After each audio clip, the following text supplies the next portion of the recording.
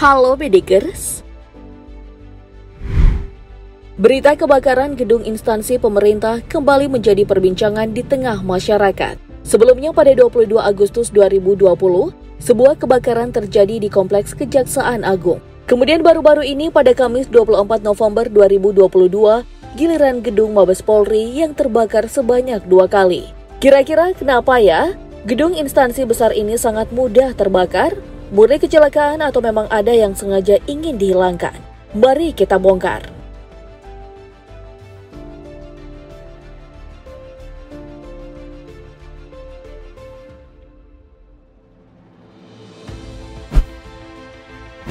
Awal mula kebakaran di Markas Besar Korps Bayangkara terjadi pada pukul 19.55. Titik api dilaporkan bersumber dari gedung Bareskrim Mabes Polri, tepatnya di lantai 1, dalam ruangan Badan Intelijen dan Keamanan atau Baintelka. Dilansir dari laman berita merdeka.com, Kepala Biro Penerangan Masyarakat Divisi Humas Polri, Brigjen Pol Ahmad Ramadan, menjelaskan bahwa kebakaran bermula dari gangguan pada 2 unit baterai UPS. Hal ini terjadi saat ruangan Baintelkam sedang direnovasi. Rencananya baterai UPS tersebut akan dipindahkan keluar kantor oleh teknisi, tetapi mengalami hubungan pendek arus listrik alias korslet. Gangguan tersebut awalnya hanya menyebabkan percikan api kecil dan kepulan asap, yang langsung dapat ditangani dengan alat pemadam api ringan sekitar 3 menit kemudian. Sialnya asap kembali terlihat 3 jam setelahnya. Untuk kedua kalinya, kebakaran terjadi di malam yang sama. Asap tebal kembali keluar dari dalam gedung, namun anehnya tidak terlihat kerusakan ataupun kobaran api. Sebanyak 15 mobil kebakaran dikerahkan, dan 65 personil damkar terjun langsung untuk memadamkan api di dalam gedung. Namun untuk kronologi lengkapnya belum juga diumumkan hingga saat ini. Pihak kepolisian juga belum merilis hasil rekaman CCTV dalam ruangan tersebut.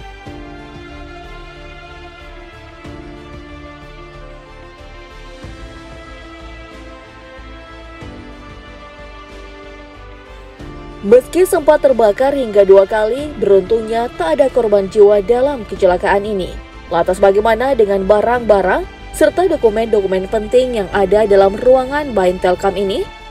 Dilansir dari situs pojok1.id, Karopenmas Divisi Humas Polri Brigjen Pol Ahmad Ramadan mengatakan bahwa tidak ada barang-barang yang dilahap si jago merah. Bahkan secara keseluruhan total kerugian juga sangat nihil. Meski tidak menimbulkan kerugian, kebakaran di Bareskrim ini berhasil membuat kehebohan publik di tengah maraknya berbagai pengusutan kasus-kasus besar oleh Polri. Bahkan saat ini dikabarkan sedang terjadi perang bintang antar para jenderal. Mencuatnya kasus pembunuhan Brigadir J yang melibatkan mantan Kadif Propam Polri seolah menjadi titik awal banyaknya skandal di dalam instansi keamanan ini. Fakta yang baru-baru ini terungkap juga datang dari Kabareskrim Polri, Komjen Pol Agus Andrianto, yang ruangannya terbakar. Karena Sambo baru-baru ini mengakui bahwa Kabareskrim terlibat dalam dugaan kasus tambang ilegal. Namun dia belum menyebutkan secara detail apa perang dari Kabareskrim. Diberitakan oleh Suara.com, Ferry Sambo mengaku pernah mengeluarkan surat penyelidikan atas dugaan keterlibatan Kabareskrim di kasus tambang ilegal di Kalimantan Timur.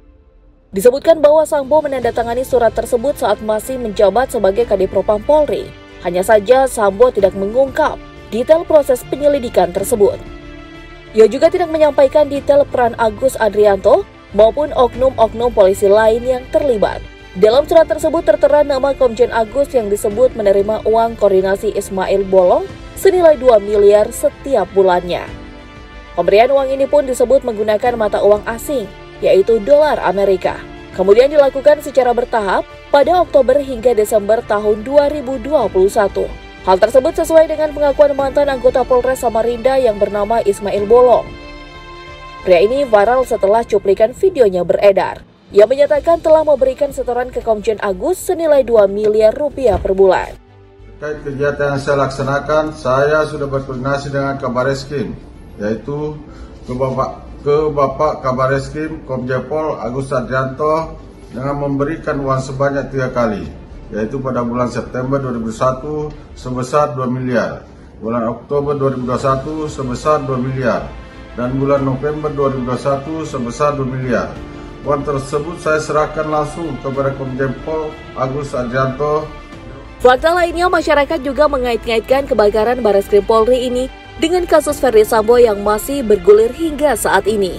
Di sosial media, netizen memberikan opini tentang kasus kebakaran ini yang kebanyakan membawa-bawa nama Ferdy Sambo.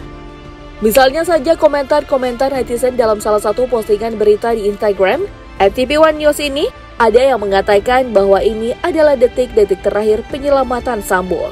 Yep, aneh memang ketika kita melihat gedung instansi pemerintah bisa terbakar dengan mudah. Apalagi gedung ini merupakan gedung pusat alias markas tertinggi dari Korps Bayangkara. Kebakaran kali ini sama anehnya dengan kebakaran kantor Kejaksaan Agung pada tahun 2020 lalu. Dengan dugaan penyebab kebakaran yang berasal dari puntung rokok milik tukang yang sedang merenovasi bangunan.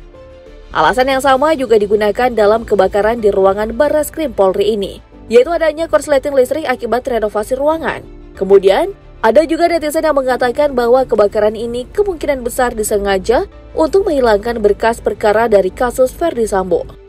Masih berkaca dari kebakaran di kantor Kejaksaan Agung, saat itu juga sedang ada kasus besar yang sedang bergulir, yakni kasus-kasus suap Joko Chandra dan kasus korupsi di PT Asuransi Jiwasraya.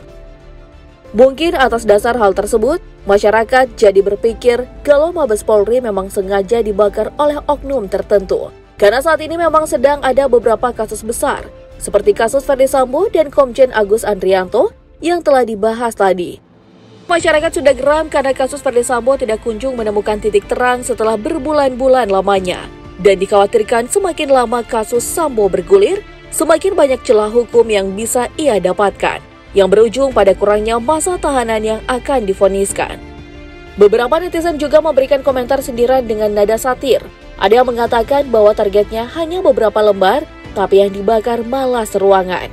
Komentar tersebut tentunya masih mengarah ke kasus pembunuhan Ferdy Sambo, yang dicurigai ingin menghilangkan berkas dan barang bukti dalam ruangan Barreskrim. Tak cuma kasus yang baru-baru ini saja, beberapa netizen juga mengaitkan kebakaran ini dengan kasus-kasus lama yang dilakukan oleh pihak kepolisian dan menyalahkan Kapolri yang kurang bergerak cepat. Lantas sebenarnya seperti apa tindakan yang telah dilakukan oleh Kapolri Jenderal Listio Sigit saat ini? Hingga beberapa hari setelah kebakaran di Mabes Polri terjadi, pimpinan tertinggi kepolisian belum juga muncul di media. Biasanya ketika ada kasus yang berkaitan dengan institusi Polri, Jenderal Listio Sigit akan memberikan klarifikasi dan penjelasan.